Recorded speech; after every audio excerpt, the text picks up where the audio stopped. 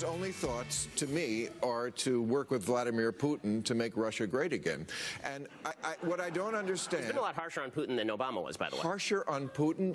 Not in terms of his rhetoric, in terms of his actions. He has armed the people of Ukraine with deadly weaponry, which Obama would not do. 200 Russian soldiers were killed in Syria by U.S. forces under Donald Trump, not under Barack Obama. It was Barack Obama who was saying to Dmitry Medvedev that he wanted to provide him with flexibility in 2012. Crimea was annexed under Barack Obama. Ben Shapiro in the liberal lion's den this week with Bill Maher, the editor-in-chief of DailyWire.com, joins me now. Now, I think the only reason you really stumped him there, Ben, was because he was high.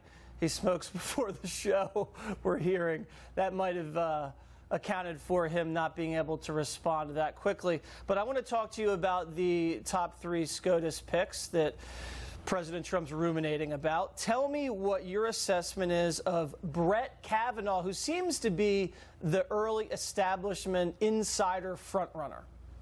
So I'm a little bit dicey on Brett Kavanaugh, and the reason is not just because he's sort of the Bush insider pick. He's obviously very close with the Bush team. He was one of the forces behind the selection of John Roberts. But there are 2 specific cases in which Brett Kavanaugh has, I think, done less than originalists would like. So in one particular case, he denied jurisdiction on Obamacare because he said that Obamacare was actually a tax. It was the first time anybody had made the argument that Obamacare was a tax rather than a fine. And as you'll recall, that was the logic that ended up being used by Chief Justice Roberts in determining that Obamacare was, in fact, legal under the Constitution. So the original logic for that came from a Kavanaugh dissent in a case called Seven Sky. Well, that's not a good thing. Very concerning to a lot of people. Go ahead. Yeah, there's another case called Priest for Life in which Kavanaugh suggests that the government had a compelling government interest in providing contraceptive care via insurance to folks. And there are a lot of critics who suggest that case is a little bit of evidence that he takes too seriously the government's stated interests in particular leftist social issues. But he is considered a strong conservative choice. The Wall Street Journal editorial page endorsed him. Matt Schlapp, American Conservative Union, has also endorsed him. It wouldn't be a bad pick. You're saying we could do better. And one of the people I've heard you discuss is Amy Barrett, who I think now a lot of the social conservatives and the constitutional conservatives are really getting behind at the last minute. She seemed to be surging. What are you hearing about her? So the truth is that Coney Barrett's actual judicial resume is very short because she's only been on a federal circuit court for about a year, ever since she had those really contentious hearings with Democrats where they accused her of having the doctrine live loudly within her and Catholicism was going to rule the day and all this kind of nonsense. So what we know about her is that she's written a lot in terms of academic writing. A lot of her academic writing has centered on originalism and textualism. She's a big supporter of the doctrines and philosophies of Justice Scalia. She's obviously personally very pro-life. And so yeah, and she clerked for Scalia, and she's only, what, 46 years old? So that would be a very, very long time on the bench if she ever was appointed. And Catholic person, like you said, an originalist, really interprets the Constitution as it was written. And now we're hearing about Raymond Kethledge. Now, Raymond Kethledge, the third person, he was the runner-up to Gorsuch. And now he's making a late surge, too. He clerked for Kennedy, University of Michigan guy. What do you know about him? So Kethledge's resume is quite good. His decisions are very strong. They're well worded. He tends to write strong opinions. I would say that Brett Kavanaugh's opinions are very politically inclined in the sense that he's attempting to create sort of cohesion on the court. Kethledge's opinions are a lot more kind of punch-you-in-the-nose opinions. He has a very strong record on the Second Amendment in particular.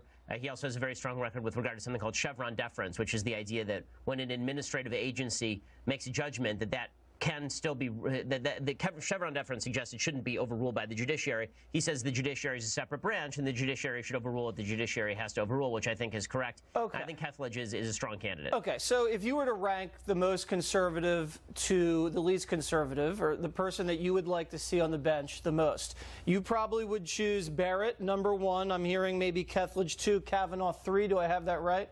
That's right, yeah. Okay, but all solid picks to replace Justice Kennedy, who was the swing justice. All right, now I think that's right. I think that's right. Although I would say that the best shot that one of them ends up being Roberts is probably Kavanaugh. Yeah, Roberts not the best, but still really not that bad. And this new memo we're seeing from Peter Strzok, our old friend at the FBI, something that we've just uncovered. You know, I don't know why this didn't come up in the IG report or any of the other requests to turn over these memos and text messages. There was something that said, hurry the F up to pressure to probe the Trump campaign. And this was in the fall 2016. So he's talking about hurrying this thing up, obviously politically motivated and electorally motivated. What is your thinking behind that? It's just more and more nonsense, or what?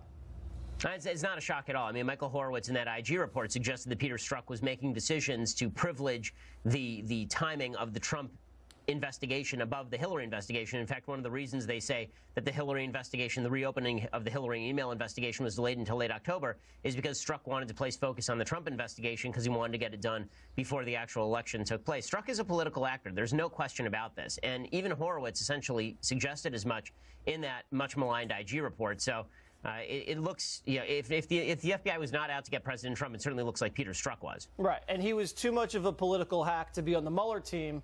I don't see why that reasoning wouldn't, disallow him from being on the Comey team. So either way, he's poisoned it. It's just a matter of how far they're going to take that. Now, the DNC chairman, Perez, he was asked about this woman out of the Bronx, Ocasio-Cortez, who was an abolish ICE activist, an avowed socialist. And here is what the chairman of the DNC said about an avowed socialist. Listen. I have 3 kids, 2 of whom are daughters. One just graduated college, one is in college, and they were both texting me about their excitement over Alexandria because, you know, she represents the future of our party. So if socialism is the future of the Democratic Party, Ben, I don't think the Democratic Party has a future, because that's not good. Well, you know, I think the Democratic Party obviously has moved radically left in terms of identity politics and intersectionality, and Ocasio-Cortez represents sort of the merger of the intersectional wing of the Democratic Party with the Bernie Sanders socialist wing of the Democratic Party. And while it's easy to dismiss the socialism of the Democratic Party, the truth is that we live in a country that tends to swing back and forth between the parties. It's not good for the country that the Democratic Party has moved so far to the left that they're now outflanking some European left-wing parties, because you have to imagine at some point these jokers could be back in power. Well, I mean, remember what happened with Barack Obama. He took the country way far left, and you saw a huge rebellion with the Tea Party. They destroyed the Democratic bench nationally. They're totally out of power. So we saw what happened there. You know, I just can't believe it. Hopefully it doesn't swing that far to the left, Ben. Got to run. Thanks so much. Up next.